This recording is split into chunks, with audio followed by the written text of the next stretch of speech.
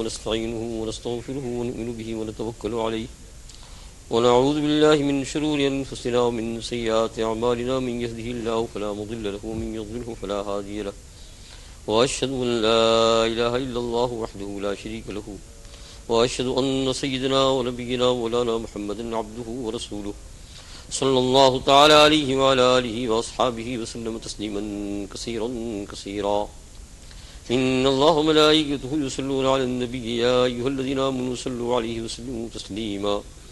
اللهم صل على سيدنا ونبينا مولانا محمد وعلى آل سيدنا ونبينا مولانا محمد وبارك وسلم. يا رب صل وسلم دائما أبدا على حبيبك خير الخلق كلهم هو الحبيب الذي ترجى شفاعته لكل هول من الأهوال مقتحم.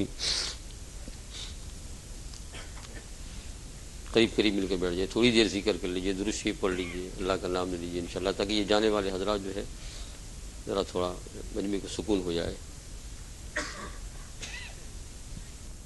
پڑھ لیجیے پھر ایک مرتبہ درود شریف. اللہم صلی علی سیدنا و نبینا مولانا محمد و علی آل سیدنا و نبینا مولانا. دوستوں اور بزرگوں، انشاءاللہ زیادہ وقت نہیں، تھوڑا وقت، لیکن بات کو بہت غور سے سننے کی کوشش کرنا ہے. انشاءاللہ اللہ تعالیٰ اس میں سے ہمارے لیے راستہ کھول دیں گے.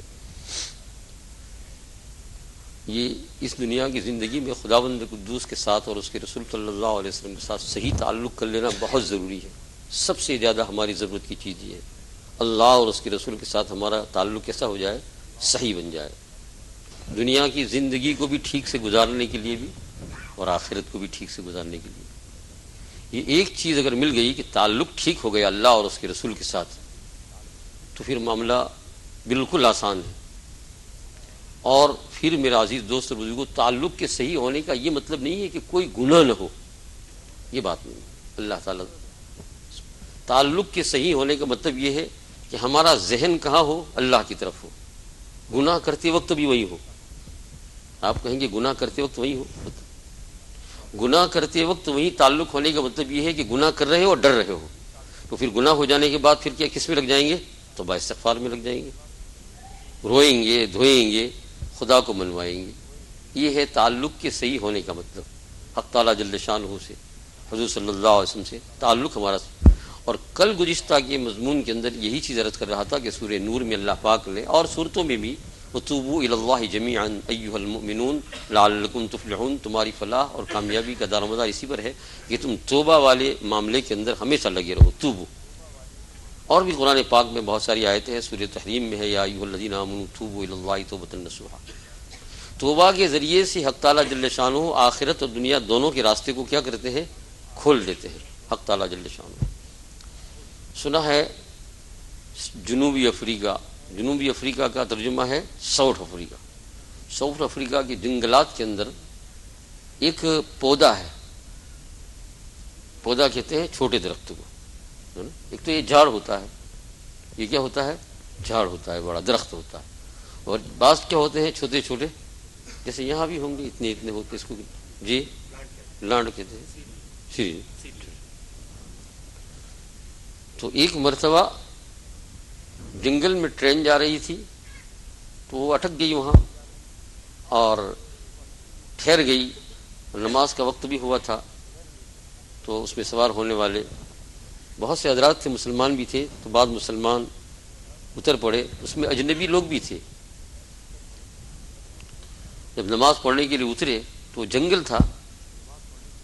تو جو اجنبی تھے عالم، تو انہوں نے کیا کیا کہ ایک پودا بڑا خوبصورت دیکھا، بہت خوبصورت، بڑا حسین نظر آتا تھا. کی پتیاں بھی سرسبز اور ہری ہری پتیاں، بہت ہی خوبصورت. تو ایک دم ان کا دل چاہا کہ اس کو ہاتھ لگاوے. ہوتا ہے نا ایسا کہ جب بہت خوبصورت کوئی پودا یا جھاڑ مانو ہوتا ہے تو آدمی کیا کرتا ہے؟ اس کو ہاتھ لگائیے. جیسے یہ زیتون کے درخت جو ہے اس کے قد بہت چھوٹے ہوتے ہیں اور بہت خوبصورت ہوتے ہیں. ہم جب اس کے پاس سے گزرتے ہیں تو ہمیں ہاتھ لگانے کا دل ہوتا ہے، زیتون توڑنے کا دل ہوتا ہے نا. یہ تین و زیتون جو ہے نا، کیا کہتے ہیں، اولیو. یہ ہم پورٹوگل کے اندر گئے اور اس طرف گئے تو دیکھا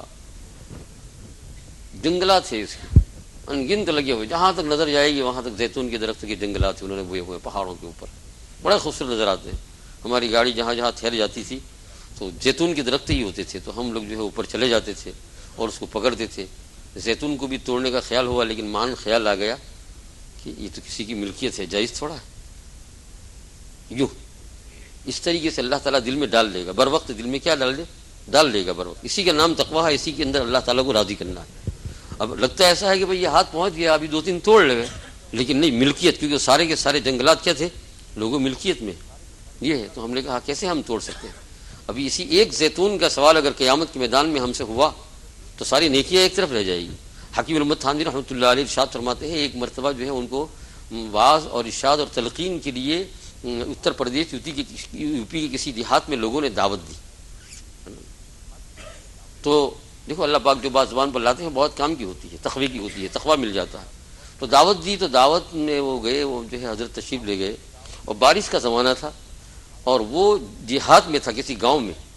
تو اسٹیشن سے اتر کر، کافی دور تھا، تو اسٹیشن سے اتر کر اس زمانے کے مطابق جو ہے وہ ٹم ٹم میں جاتے تھے۔ اس کو وہاں کیا کہتے ہیں؟ ٹم ٹم۔ ٹم ٹم جانتے ہیں آپ؟ گھوڑا گاڑی، گھوڑا گاڑی، گھوڑا جھوڑتے بیٹھے ہیں، یہ نہیں، بڑی مزے کی بات ہے نا، بہت اچھا لگتا ہے۔ ابھی ہم ہندوستان گئے تھے تو دہلی میں گئے تو ساری موٹریں سب چل رہی ہے، لیکن ہم نے کہا نہیں، آج تو گھوڑا گاڑی میں بیٹھنا ہے۔ تو ہم نے گھوڑا گاڑی کرایہ پر کی اور اس میں بیٹھے۔ تو یہ جو ہے وہاں گھوڑا گاڑی میں جاتے تھے، وہاں وعد ارشاد تلقین سب پورا ہو گیا۔ اب واپس آنے کا تھا اسٹیشن کے اوپر، تو لوگوں نے یہ مشورہ دیا، خادم بھی ساتھ تھے، کہ جلدی سے نکل جائے کیونکہ بارش کا زمانہ ہے، کبھی راستے میں تاخیر ہو گئی تو ٹرین چلی جائے گی۔ تو حضرت نے فرمایا کہ یہ ٹھیک ہے، اچھا اسٹیشن پہ جا کے آرام کریں گے، وہاں نہیں، اسٹیشن پہ جا کر کیا کریں گے؟ کیونکہ ایک سکون ہو جائے، ایک آرام ہو جائے، وہاں جا کر نماز بھی پڑھ لیں گے، یہ بھی پڑھ لیں گے، وہ پڑھ لیں گے۔ نماز کے لیے سکون کی بہت ضرورت ہے۔ آپ لوگ اگر ایئرپورٹ جانے کا ہے تو جلدی سے پہنچ جاؤ، پھر وہاں جا کر نماز پڑھو، ورنہ راستے میں آپ نماز پڑھیں گے تو آدھی پڑھیں گے، آدھی نہیں پڑھیں گے، ہے نا، یہی ہو جائے یہ ہے۔ تو وہ جو ہے حضرت جلدی چلے آئے، تو ٹرین عشاء کی نماز کے بعد آنے والی تھی، 3-4 گھنٹہ بھی باقی تھا، تو حضرت مغرب کے وقت وہاں پہنچ گئے اور خوب بارش ہو رہی تھی۔ تو مغرب کی نماز پلیٹ فارم پر آپ نے ادا کی۔ اس کے بعد آپ نے کہا کہ ابھی 2 گھنٹے کا 3 گھنٹے کا ایسا کچھ وقت ہے، تو حکیم الامت رحمۃ اللہ علیہ نے کہہ دیا کہ بھائی میں جو ہے ابابین وغیرہ پڑھ لوں، چونکہ یہاں بیٹھنا ہے۔ تو خادموں سے کہا کہ میں پڑھ لوں، یہ ہے۔ تو کہا حضرت بارش بہت ہو رہی ہے، آپ کو تھوڑے سے چھینٹے لگ جائیں گے اور کیا ہو جائے گا۔ تو وہ اسٹیشن ماسٹر جو تھا، چھوٹا سا اسٹیشن، اس کا ماسٹر جو تھا، وہ تو حضرت کو خوب جانتا تھا، اس لیے کہ ایسے لوگوں کو تو لوگ پہچانتے ہی ہیں۔ تو اس نے جب حضرت نماز سے فارغ ہو گئے آئے تو اس نے کہا کہ بھائی آپ دیکھو، یہاں جو ہے نا سارا سرکاری مال رکھا ہوا ہے اس گودام کے اندر، اور ایک طرف کو جگہ بالکل خالی ہے۔ تمہارے حضرت اگر چاہے تو یہاں اپنا کپڑا مسلح بچھا کر نماز پڑھ، وہ غیر مسلم تھا، کہا نماز پڑھ سکتے، میں کھول دوں تم کو۔ تو اس نے کھول دیا۔ کھولنے کے بعد حضرت نے جو ہے وہ مسلح بچھایا، تیاری کی اور نماز پڑھی۔ لیکن مغرب کا بعد کا وقت تھا تو اندر اندھیرا ہو گیا تھا، لائٹوں کا زمانہ ابھی بہت کم تھا، اسٹیشنوں کے اوپر بھی لائٹ نہیں تھی۔ تو اس نے کہہ دیا کہ بھائی یہ اندر اندھیرا ہو گیا ہے اور ان کی حضرت نماز پڑھ رہے ہیں، تو اپنے نوکر کو بلایا، زور سے گھر میں فلانے یہاں وہ جو ہے ہمارا فانوس ہے، اس کو درست کر کے جلدی سے وہاں رکھ دو تاکہ اجالا ہو جائے۔ اور فانوس آپ جانتے ہیں نا، جو پارفین سے جلتا ہے، یہ دکھا تو ہوگا نا، یہ سب یہ پارفین سے وہ جلتا ہے۔ کہا اس کو، اس زمانے میں یہی بتی کا رواج تھا، آج بھی ہوگا شاید ہندوستان کے اندر جلنے جلانے کا۔ تو یہ نماز میں آواز دی اور حضرت نے جو ہے اوابین کی نیت باندھ لی۔ اب نماز بھی پڑھ رہے اور اللہ سے ڈر بھی رہے کہ اللہ میں نماز پڑھتا ہوں، لیکن یہ تو آپ کے حکم کے خلاف ہو رہا ہے کہ اس نے گودام کھول دی، اس میں تو کوئی حرج نہیں ہے، کوئی چیز اس میں جانے کی نہیں ہے، لیکن یہ ابھی جو فانوس بھیج رہا ہے، اور ظاہری بات ہے کہ یہ حکومت کا اسٹیشن کا ہے اور میرے لیے خاص یہ جلا رہے ہیں، یا کمرے میں اور کوئی کام نہیں ہے، اور یہ جلے گا، 2-4 آنے کا جل جائے گا، تو میں اس کا حساب کیسے دوں گا؟ اور یہ ہندو آدمی ہے، میں اس کو سمجھاؤں کیسے؟ اس مسئلے کو سمجھانا بڑا مشکل ہے نا، یہ بھائی اس کو وہ مسلمان نہیں سمجھ سکتا ہے، دین پر نہ آئے تو ان باتوں کو ایسی بات کرتے کہتے پاگل جیسے، اس میں ہو کیا گیا، مسلمان نہیں سمجھتا، تو پھر میں ان کو سمجھاؤں کیسے کہ بعد میں سمجھا کر پیسے دے دوں اتنے اسٹیشن پہ۔ یہ حضرت کو نماز میں ادھر سے ادھر ہونے لگا، اتنے میں فوراً اس نے آواز دی کہ بھائی دیکھو، وہ اپنے نوکر کو، تم جو فانوس لینے جا رہے ہیں تو وہ جو ہے اسٹیشن کا ہے، وہ نہیں ہے، میرے گھر کا جو ہے فانوس وہ لا کر رکھ دو، میرے خود کی ملکیت کا جو ہے، یعنی میں اپنا جو گھر میں رکھتا ہوں، ان کے لوگوں کے وہاں گھر بھی رہتے ہیں چھوٹے سے کاٹیج وغیرہ کا، وہ رکھ دو۔ حضرت فرماتے ہیں بس نماز پڑھتے پڑھتے ایسا معلوم ہوا جیسے اللہ کی رحمت سر کے اوپر آ کر کھڑی ہو گئی۔ وَمَن يَتَّقِ اللَّهَ يَجْعَل لَّهُ مَخْرَجًا، جو آدمی اللہ سے ڈرتا ہے اللہ تعالیٰ اس کے لیے راستہ بنا دیتا ہے۔ جب بندہ ارادہ کرتے، ارادہ کرنا کافی ہے، گلنا کافی ہے، راستہ اللہ پاک بنا دیں گے۔ ومن یتق اللہ یجعل، گلنا کافی ہے، راستہ کون بنا دے گا؟ اللہ تعالیٰ بنا دے گا۔ یہ ہے قرآن پاک میں۔ اور آگ پیچھے چلے جاؤ 12ویں پارے میں، تو اب جو ہے زلیخا نے بند کر دیا سیدنا یوسف علیہ السلام کو، اور بند کرنے کے بعد کہا وقالت حیت لک، یوسف میرے پاس آ جاؤ، بدکاری کے لیے۔ قال معاذ اللہ، یوسف علیہ السلام نے فرمایا اللہ کی پناہ، انہ ربی، میرا رب اللہ ہے، اس نے میرا اچھا ٹھکانہ بنایا ہے، لیکن کمرہ بند ہے اور اوپر گر رہی ہے۔ اب یوسف علیہ السلام اللہ سے کہتے یا اللہ میرا کوئی بس نہیں ہے، وہ بھی جوان ہے میں بھی جوان ہوں۔ تو بھاگنے لگے، کیا کرنے لگے؟ حالانکہ آگے دیکھیے دروازہ ہے، لاک کرا دیا ہے پہلے ہی سے زلیخا نے، اس کے بعد کا دروازہ بھی قفل ہے، لاک کرا دیا ہے، پہلے سے انتظام کر دیا ہے۔ پھر بھی یوسف علیہ السلام کیا کر رہے ہیں؟ بھاگ رہے ہیں۔ اس لیے بھاگ رہے ہیں کہ جب جہاں تک قفل ہے وہاں تک میں جاؤں، پھر اللہ کہہ دوں کہ وہاں تالا ہے، اللہ سوال کرے کہ یہاں تک کیوں نہیں آیا، یہاں تک کیسے تھا، یہاں تک تو آتا تو۔ وراودته التي هو في بيتها عن نفسه، وہ اپنی طرف ورغلا رہی تھی۔ وغلقت الابواب، سارے دروازے بند کر لیے 12واں پارہ۔ وقالت، اور کہا حیت لک، آؤ میرے پاس۔ یوسف علیہ السلام بھاگنے لگے، دوڑنے لگے۔ یہ شیخ فرید بن عطار رحمۃ اللہ علیہ کو کسی دن جیل میں ڈال دیا حکومت نے، ایسے بیچارے جیل میں ہی گئے۔ تو ہر جمعہ کو نہاتے تھے، دھوتے تھے، کپڑے بدلتے تھے، اور جمعہ کی نماز کے لیے جیل کے دروازے تک آتے تھے، اور پھر واپس چلے جاتے تھے، پھر ظہر پڑھتے تھے ہر جمعہ کو۔ شیخ فرید بن عطار رحمۃ اللہ، لوگوں نے پوچھا کہ آپ کو معلوم ہے کہ یہ دروازہ کھلتا نہیں ہے ہر جمعہ کو اور آپ جاتے ہیں؟ فرمایا بس اتنا اللہ پاس گزر کر دوں گا کہ میں دروازے تک گیا، پھر آگے راستہ نہیں تھا، تو اب میرے لیے جیل میں نماز تو جمعہ کی ہو نہیں سکتی، میں اب کیا پڑھتا ہوں؟ ظہر پڑھ لیتا ہوں۔ جہاں تک اپنا بس ہے وہاں تک تو کام کرے۔ ہم تو پہلے سے ہی ہتھیار ڈال دیتے ہیں، ہم تو پہلے سے ہی ہتھیار ڈال دیتے ہیں کہ ابھی یہ گھر مورگیج کا ہے، ابھی مولوی صاحب کی بدو خبر ہوئے تو مولوی صاحب نے تو چالی جائے، آپ نے کیم چالے ایم کی مولوی صاحب نے وہ چنتا کون مہمان آوے کون کھائے نہیں کون پورا پڑھنی گیا بجا ایم کی یہ کھلوج رہی گયો صاحب۔ ٹھیک ہے یہ بھی ہے، لیکن یہ سارے گھاٹی ہم نے پار تو کی نا۔ اگر بالکل نہیں ہوتا تو آپ کہتے کہ اس کے یہاں کوئی بچہ ہے ہی نہیں، اس کی بیوی ہے ہی نہیں، لیکن سارے گھاٹیوں سے پار ہو گئے، اور پار ہونے کے بعد پھر ہمارا حال یہ ہوا لنگ کے زیرو لنگ کے بالا، لنگ کے زیرو لنگ کے بالا، نیغم دزدو نیغم کالا۔ ٹھیک بات ہے آپ کی، ایک لنگی اوپر ہے ایک نیچے ہے، کسی چیز کا خوف اور ڈر نہیں ہے، جاؤ میاں تم کھاؤ، اور اگر کبھی ضرورت پڑے گی تو ہم تمہارے پاس چندہ کریں گے، بچوں کے پاس کہیں گے پہلے جو کھلایا ادھار ہے اس میں سے لاؤ، ادھار ہے نا۔ گلزار دبستہ میں ایک قصہ لکھا ہے، فارسی زبان میں کتاب ہے، وہاں ایک قصہ لکھا ہے۔ ایک اللہ والا تھا بیچارہ نوجوان، تو دھندا کرتا تھا خوب خدا کے ذکر اور دین کے اندر، لیکن اتنا کام کر لیتا تھا کہ روزانہ کتنی روٹی مل جاتی؟ 6 روٹی خرید لیتا تھا نان بھائی کی دکان سے، جہاں روٹی پکتی 6 روٹی۔ کسی نے پوچھا تو اکیلا آدمی ہے 6 روٹی کیا کرتا ہے؟ فرمایا 2 روٹی تو کھاتا ہوں میاں بیوی مل کر، اور 2 جو ہے وہ قرض میں دیتا ہوں، اور 2 سے قرض کو ادا کرتا ہوں، 2 سے قرض کو ادا کرتا ہوں، 2 خود کھاتا ہوں، کتنی ہوئی؟ اور 2 قرض کی واپسی کرتا ہوں۔ قرض میں دیتا ہوں یعنی بچوں کو کھلاتا ہوں، ضرورت ہوئی تو بڑے ہو کر کہیں گے لاؤ نکالو، ضرورت ہوئی تو ہے، یوں نہیں، شریعت کا مسئلہ ہے، یوں نہیں آپ لے سکتے، ضرورت ہوئی تو۔ اور فرمایا جو قرض ادا کرتا ہوں کیا کہ میرے ماں باپ زندہ ہے، 2 ان کو میں کھلاتا ہوں اور 2 خود کھاتا ہوں، اور ماں باپ کو جو کھلاتا ہوں گویا قرض ادا کر رہا ہوں، اور قرض دے بھی رہا ہوں اور خود بھی کھا رہا ہوں، اور 6 کھا کر پھر جو ہے میں اللہ کی عبادت کرتا ہوں، دین کے کام میں لگتا ہوں۔ دیکھا آپ نے؟ تو میں نے کہا ٹھیک ہے، آپ کہیں گے ٹھیک ہے، ہم اس گھاٹیوں سے گزر گئے، اور پھر جو ہے ابھی جو ہے آرام سے بیٹھ گئے، اور ارادہ یہ کر لیا کہ کبھی قرضے کی ضرورت پڑ گئی، بچے کبھی کہے کہ ابا جان کوئی ضرورت، ہم نے کہا کوئی ضرورت نہیں ہے، قرضہ ہے تمہارے اوپر، کبھی مرنے دم تک کبھی ضرورت ہوئی تو ہم لے سکتے ہیں، آرڈر ہے یہ ہمارا، آگے بات یہ ہم نے محفوظ رکھا ہے۔ کیا فکر ہے پھر فکر کیا ہے میاں؟ پھر یہی ایک لنگی اوپر ایک نیچے، اور کفن تو اور اچھا ہے کہ ایک کپڑا اور زیادہ آ جائے گا۔ احرام میں 2 ہی کپڑے ہیں، کفن میں 3 کپڑے ہیں۔ احرام میں کتنے کپڑے ہیں؟ 2، اور کفن میں کتنے ہیں؟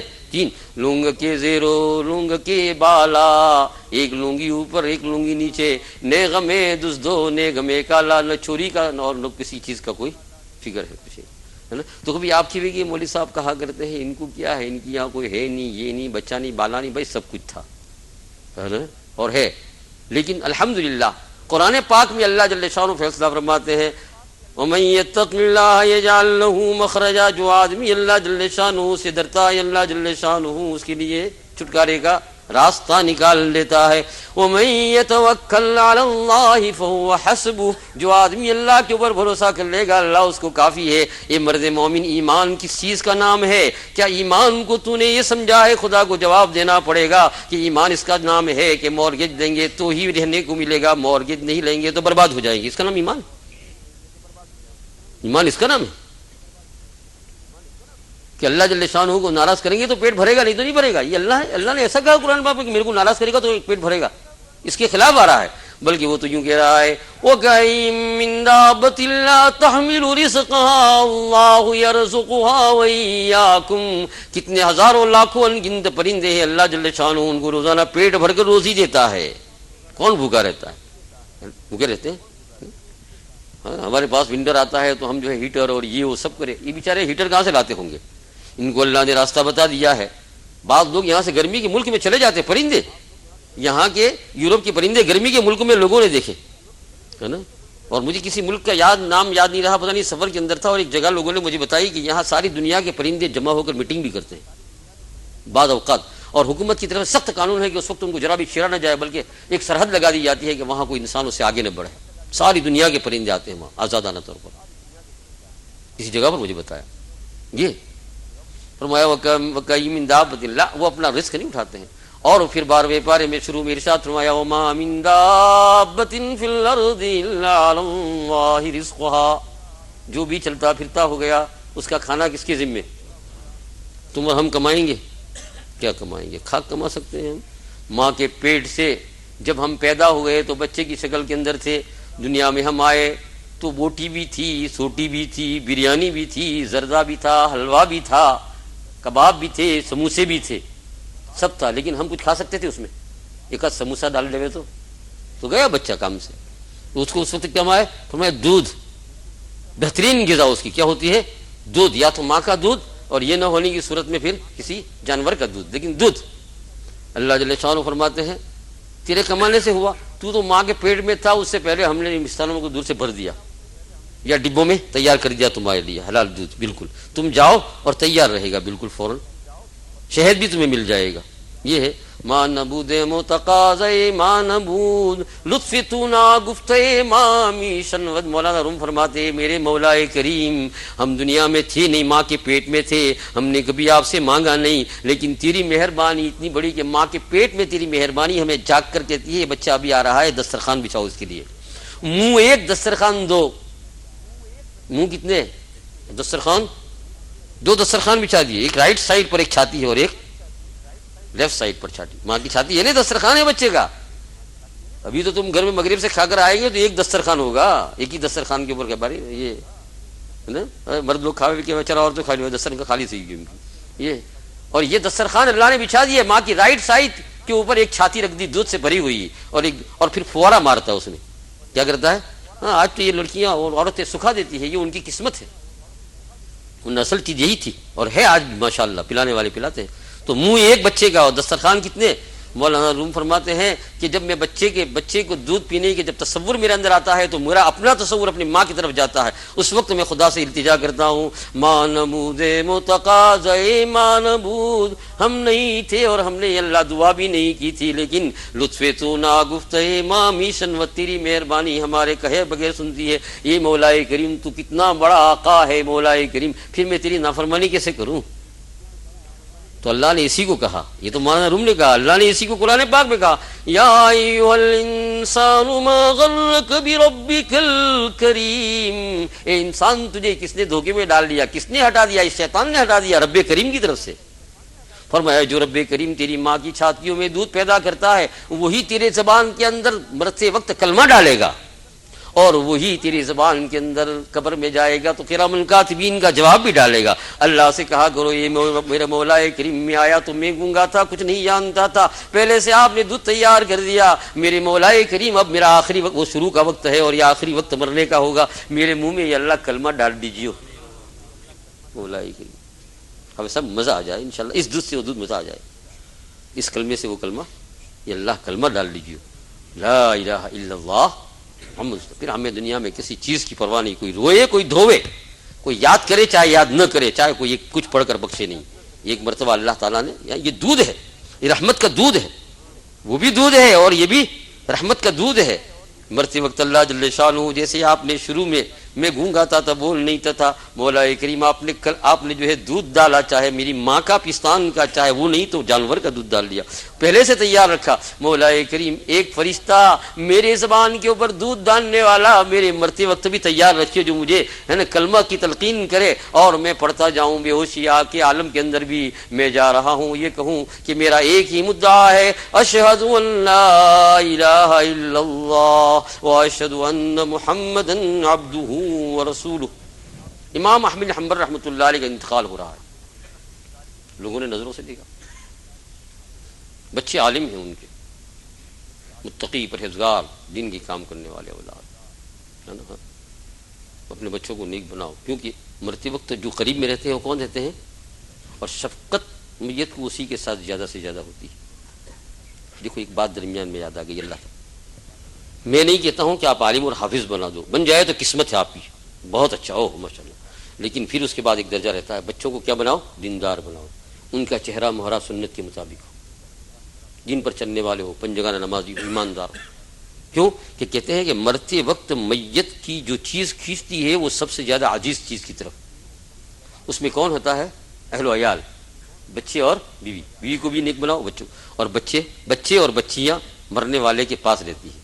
بھائی باپ اور ماں کے پاس کون رہے گی سرانے پر اول درجے میں، اور کوئی کھڑے ہوں گے تو بھی اس میت کی نظر ادھر کھینچے گی نہیں۔ آپ کہتے ہیں آنکھ بند ہے، ارے آنکھ نہیں بند ہے، کھلی ہے، وہ سب دیکھ رہا ہے، تمہیں اور ہمیں پتہ نہیں، پتہ تب چلے گا جب ہم مریں گے، سب دیکھ رہا ہے، وہ خبر ہے اس کو کہ یہ میرا لڑکا کھڑا ہے میرا، اور اس کی طرف جو ہے اس کی دل کی کھچاوت ہوتی ہے۔ جب بچوں کے چہروں کے اوپر سنت رسول دیکھے گا، جب بچیوں کے چہروں کے اوپر فاطمہ رضی اللہ تعالیٰ عنہ کی سنت دیکھے گا، مرنے والی ماں دیکھے گی یا باپ دیکھے گا، اور بچوں کو دیکھے گا کہ بچے جو ہے دین اسلام کے اوپر ہے، کچھ پڑھ رہے ہیں اور روزانہ پڑھ رہے ہیں، اور شکل و صورت کے اعتبار سے پکے مومن و مسلمان معلوم ہو رہے ہیں، داڑیاں ان کی منڈی ہوئی نہیں ہے، چہرے کے اوپر اسلام کا نور ہے، بچی کے سر کے اوپر نقاب ڈالا ہوا ہے اور وہ بھی پڑھ رہی ہے، اور باپ کا دل اور ماں کا دل مرتے وقت ان بچیوں کی طرف کھینچ رہا ہے، ان کو دیکھ کر اس کے دل کے اندر کلمہ کا جوش مارتا ہے، لا الہ الا اللہ محمد رسول اللہ، کس کے، مرنے والے کے دل کے اندر۔ انتظام کر لو ابھی سے میرے عزیز دوستوں، دوسرے کتنے بھی لوگ قریب ہو ان کی طرف دل نہیں کھینچے گا یہی اولاد کی طرف، یہ ہے۔ بلکہ میت یہ چاہتا ہے کہ یہ لوگ کھڑے ہونے والے ذرا پیچھے ہٹے اور میری اولاد میرے، اور اگر خدا نہ خواستہ بچے بددین ہیں تو میت سارا کلمہ ولمہ بھولتا ہے، اسی کے صدمے میں پھر پڑتا ہے، اسی کے صدمے میں پڑتا ہے۔ اللہ تعالیٰ حفاظت کرو، کوشش کرو میرا عزیز دوست، سن لو ان باتوں کو، آپ تھوڑی یہ بات سنو لیکن ان باتوں کو کیچ کر لو، لکھ لو۔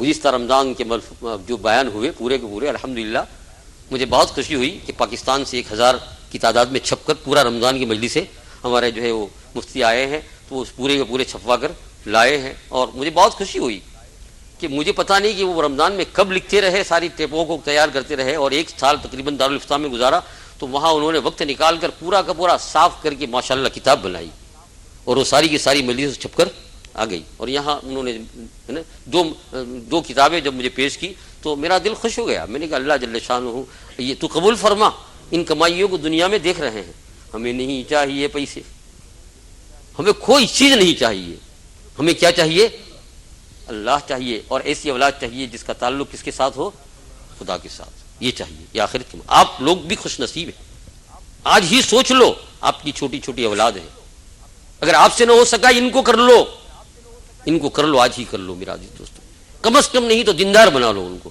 کہ جب مر رہے ہیں ہسپتال میں یا گھر میں، بچہ کھڑا ہوا ہے، بچی کھڑی ہوئی ہے، اور ماں اور باپ کی طرف شفقت کے صرف دیکھ رہی ہے اور پڑھ رہا ہے یاسین والقرآن الحکیم، یاسین والقرآن الحکیم، میت کے سامنے بچی پڑھ رہی ہے،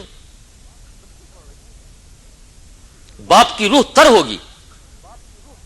ہوگی، کلمے کی آواز یہاں سے آئے گی، آج ان دولتوں کو کما لو۔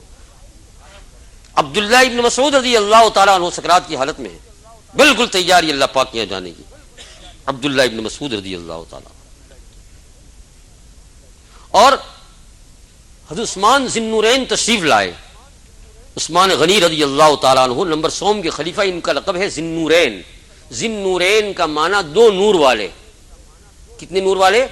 دو. زن مانے والے، زال اور یہ، اور النورین یہ تسنیہ عربی کے اعتبار سے دو نور والے. کیوں دو نور والے؟ آدم علیہ السلام سے لے کر حضور صلی اللہ علیہ وسلم تک جتنے انبیاء گزرے اس میں کوئی آدمی کی یہ حالت نہیں ہے کہ کسی نبی کی دو لڑکیوں کے ساتھ ان کی شادی ہوئی ہو سوائے عثمان رضی اللہ تعالیٰ. عثمان رضی اللہ تعالیٰ عنہ کی دو لڑکیاں نبی صلی اللہ علیہ وسلم، ایک بات دیگر ہے. اور نبی بھی ایسے نبی آخر الزمان جو عثمان ذی النورین تشریف لے گئے. عبداللہ ابن مسعود بستر پر ہیں، بالکل سکرات میں. آدھا بولا جاتا ہے، نہیں بولا جاتا ہے.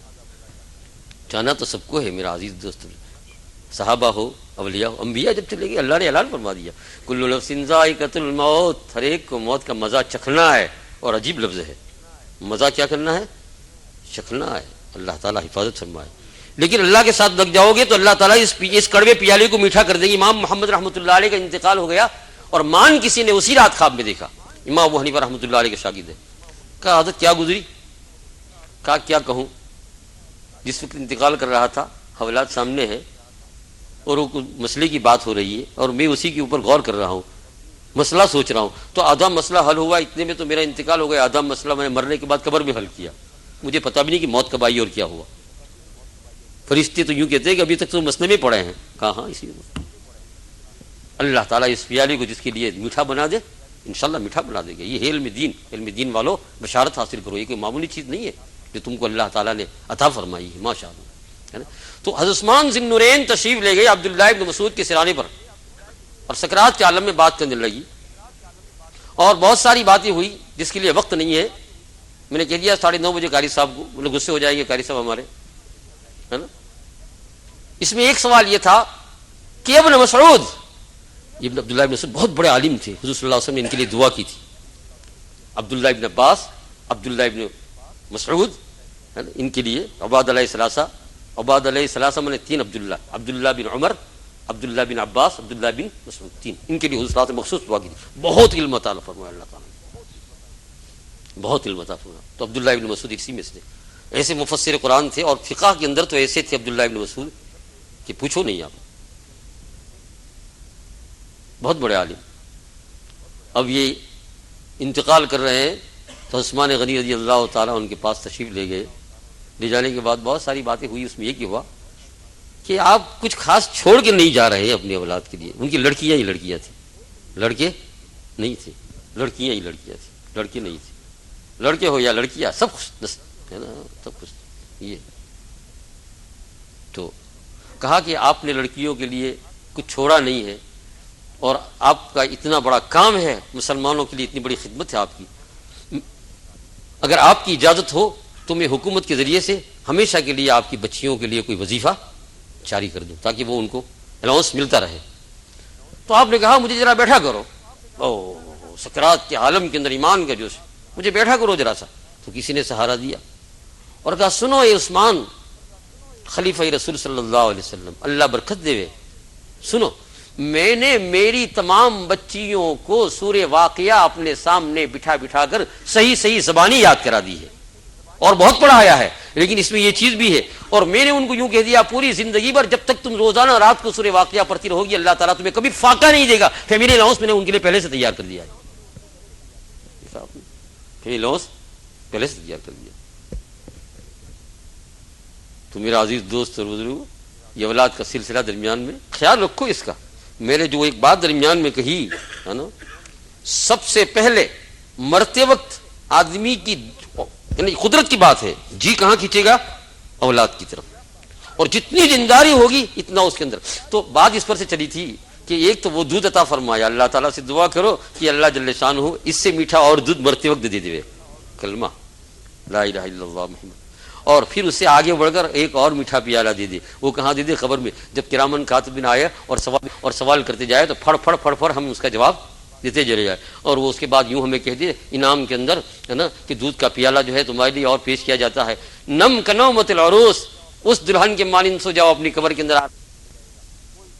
جائے گا، کوئی بھی تمہیں ٹچ نہیں کر سکتا ہے، کوئی تمہیں تکلیف نہیں پہنچا سکتا ہے۔ اور کہا ایک مرتبہ آنکھ کھل کر قبر کو دیکھ لو کتنی بڑی ہے، تو جتنی دیر تک نظر کرے گا اتنی دیر تک قبر کے اندر میدان نظر آئے گا اور سرسبز باغات نظر آئیں گے، اور فرشتے کلوروفارم ان کو سگاتے رہیں گے سونے کے لیے اور جگاتے رہیں گے صبح شام۔ کیسی اچھی زندگی ہے نا۔ تو کیا ہوا، امام احمد رحمۃ اللہ علیہ کا انتقال ہونے لگا، تو بچے سارے علماء ہیں سامنے کھڑے، ان میں ایک بچہ ان کا فقیہ عالم بالکل سامنے تھا، تو بالکل ابا جان کے قریب ہے اور تلقین کر رہا ہے، تعلیم نہیں کر رہا ہے۔ مرتے وقت تعلیم نہیں کرو، کیا کرو، تلقین۔ تلقین اور تعلیم میں فرق ہے۔ تعلیم کا معنی سکھلانا کہ آپ پڑھو نہیں، تلقین کا معنی یاد دلانا۔ خالی کیا کیا جائے، کیونکہ آپ کہیں کہ پڑھو اور کبھی اس نے کوئی دوسری بات کر دی تو معاملہ بہت خطرناک ہو جائے گا۔ تلقین کا معنی آپ خود آہستہ آہستہ پڑھتے رہو، پھر تھوڑی دیر خاموش ہو جاؤ، پھر تھوڑی دیر کے بعد پڑھو آہستہ سے، ادھر پڑھا تو ذرا ادھر آ کر پڑھو۔ تو ان کا بڑا بیٹا ان کو تلقین کر رہے ہیں، والد صاحب جو خود امام جیسے تھے اور اپنے بزرگ ابا امام، لیکن ابا کو جواب نہیں دے رہے، اس کے جواب میں کہہ رہے ہیں لا۔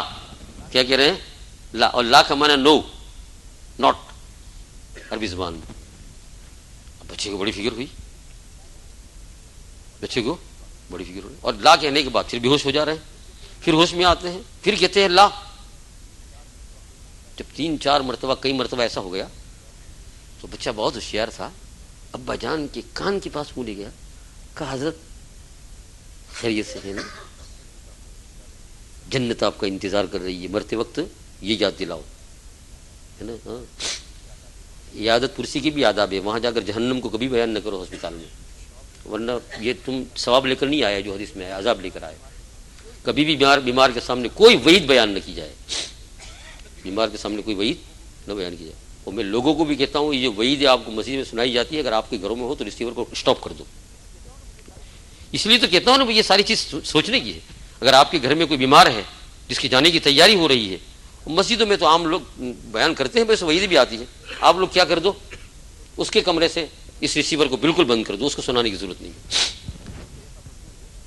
ہاں کوئی ایسا مظنون ہو تو ٹیپ کر لو اور پھر سنا دو بشارت کا، ورنہ اس سے کیا کرو، الگ رکھو۔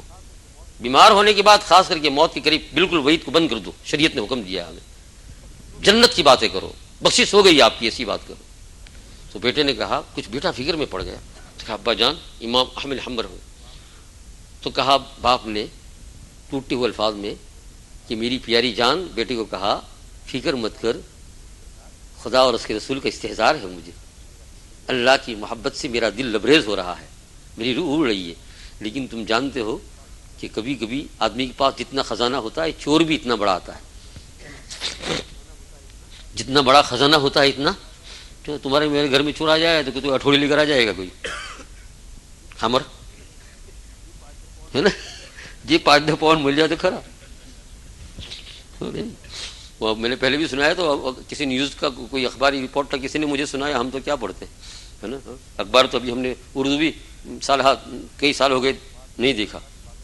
بات یہ ہے کہ جب خدا کی باتیں سامنے آتی ہے تو سبھی کیا ہو جاتا ہے، بلبلامڑی ہو جاتی ہے، لیکن جو لوگ سناتے ہیں دیتے ہیں، میں ضرور اس کو قبول کرتا ہوں، بہت سی باتیں عبرت کی ہوتی ہیں۔ تو وہاں امریکہ کے اندر ایک گھر کے اندر ٹھنڈی میں لوگ گھس گئے، چور لوگ، تو ایک بوڑھا کئی کونے میں سویا ہوا تھا، گھر بڑا ہوگا، کوئی گورنمنٹ نے دیا ہوگا، کبھی اندر سونے والا تو کچھ نہیں ہوتا ہے، تو اکیلا سویا ہوا ہے۔ وہ آگے گئے، دیکھا تو کارپیٹ بھی کچھ پھٹی ہوئی، پھر کہا دیکھا اتنا بڑا گھر ہے وہ، یہ بوڑھا، تو اس کے پاس گئے تو اس کو اٹھایا، اٹھ کر دیکھا تو اس نے اٹھ کر فوراً کہا کہ بھائی بہت دن ہو گئے سگریٹ نہیں پی، ایک ہاتھ ہو تو دے دو، کہا سگریٹ۔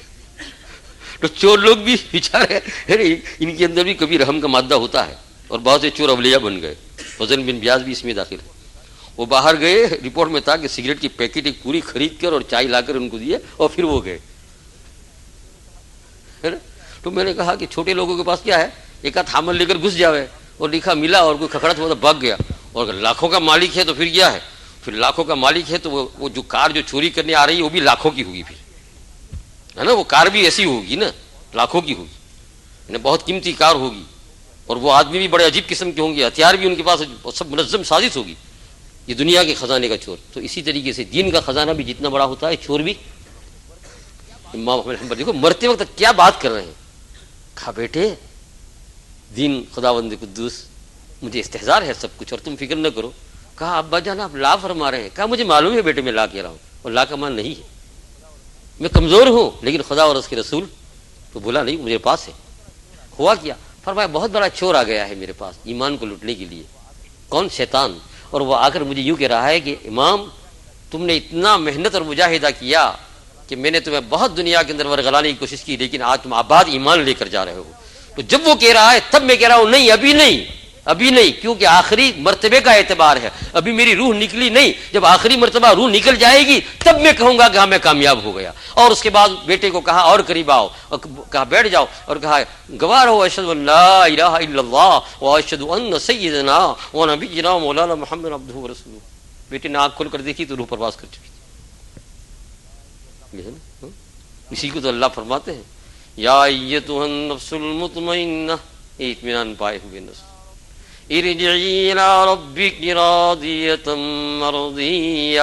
بہت مجاہدہ کیا ہے, بات بات میں مجھ سے ڈرا ہے, بات بات میں ہل گیا ہے, بات بات کے اندر تیرا دل ادھر سے ادھر ہو گیا ہے میرے کو جواب دینے کے لیے.